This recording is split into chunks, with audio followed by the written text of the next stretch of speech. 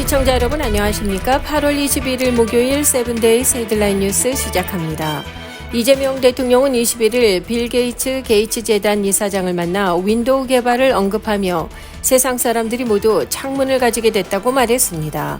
용산 대통령실에서 열린 접견에서 이 대통령은 빌 게이츠 이사장이 백신과 친환경 발전시설 개발 등 인류를 위한 새로운 공공재 개발에 나서고 있어 존경스럽다면서 지구와 인류 전체를 위한 공동 활동의 경의를 표하고 대한민국 정부도 함께할 방안을 찾겠다고 밝혔습니다. 이에 빌 게이츠 이사장은 행정부 초기에 이 대통령을 만나 기쁘다고 화답하며 한국이 세계 아동 사망률을 80% 줄이는 게이츠 재단의 목표에 핵심적인 역할을 할 수 있다고 말했습니다.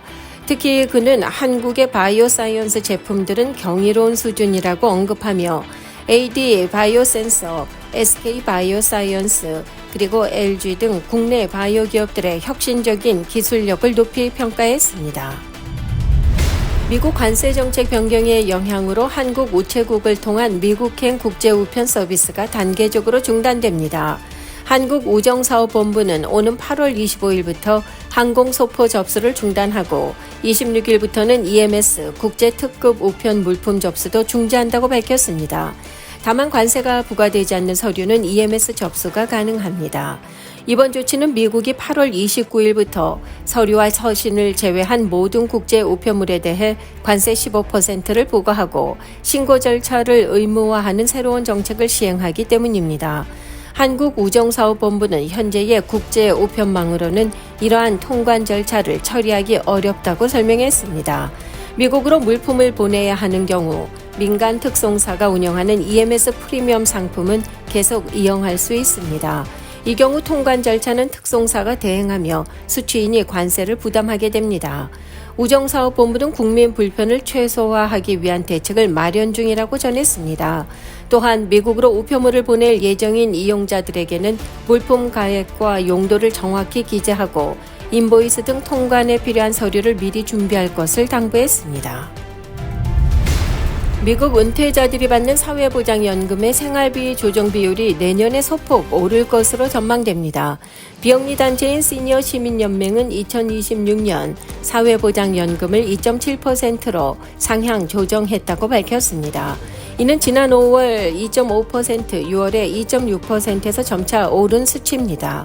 사회보장국은 매년 3분기에 도시근로자 및 사무직 근로자 대상 물가지수를 기준으로 사회보장연금의 생활비 조정 비율을 산정합니다.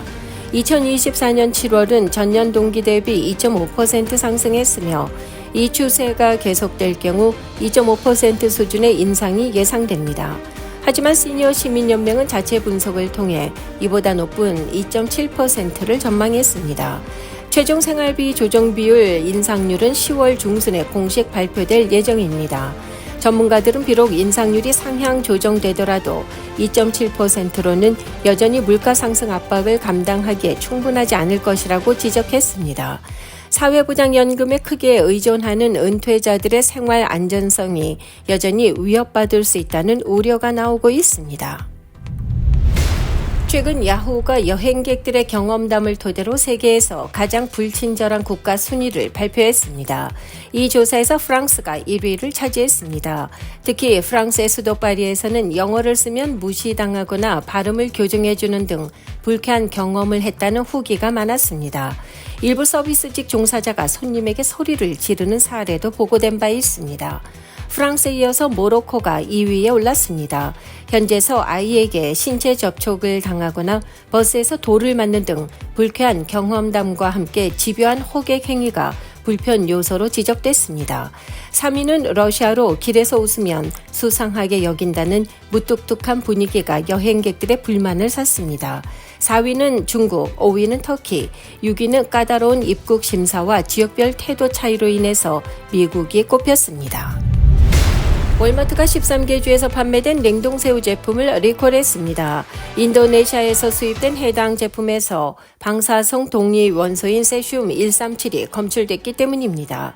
식품의약국 FDA는 인도네시아산 빵가루를 입힌 새우 샘플과 운송 컨테이너에서 세슘 137이 발견된 후 월마트의 그레이트 밸류 브랜드 냉동새우에 대해서 즉각적인 판매 중단과 회수 조치를 내렸다고 밝혔습니다.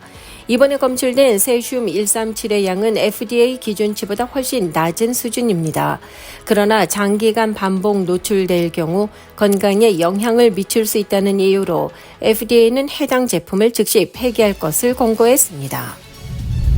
인간미 넘치는 판결로 전 세계적인 사랑을 받았던 프랭크 게프리오 로드아일랜드주 지방법원 판사가 21일 88세를 일기로 별세했습니다. 게프리오 판사는 오랜 기간 췌장암 투병을 해온 것으로 알려졌습니다. 게프리오 판사는 경미한 사건을 다루는 법정에서 서민들의 사정을 깊이 헤아리는 판결로 유명세를 얻었습니다. 특히 2017년 주차 위반으로 기소된 여성에게 벌금 대신 딸과 아침 식사를 하라고 제안한 영상이 유튜브에서 1000만 회 이상 조회되면서 큰 화제가 되기도 했습니다. 그는 생계를 위해 일하는 저소득층의 벌금을 감면해 주거나 면제해 주는 등 약자에게 연민 어린 판결을 내렸습니다.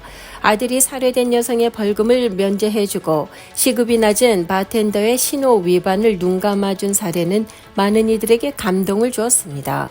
생전에 모두가 정의를 누려야 하지만 현실은 그렇지 않다고 비판하면서 사회적 약자들에게 관심을 보였던 그의 법정이라는 프로비던스에서 잡히다라는 SNS 계정을 통해 공개됐고 총 10억 건이 넘는 조회수를 기록했습니다.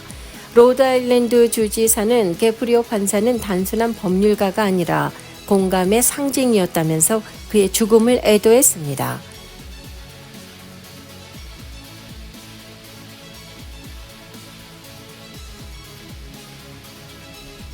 이상으로 세븐데이즈 헤드라인 뉴스를 전해드렸습니다. 시청해주신 여러분 고맙습니다.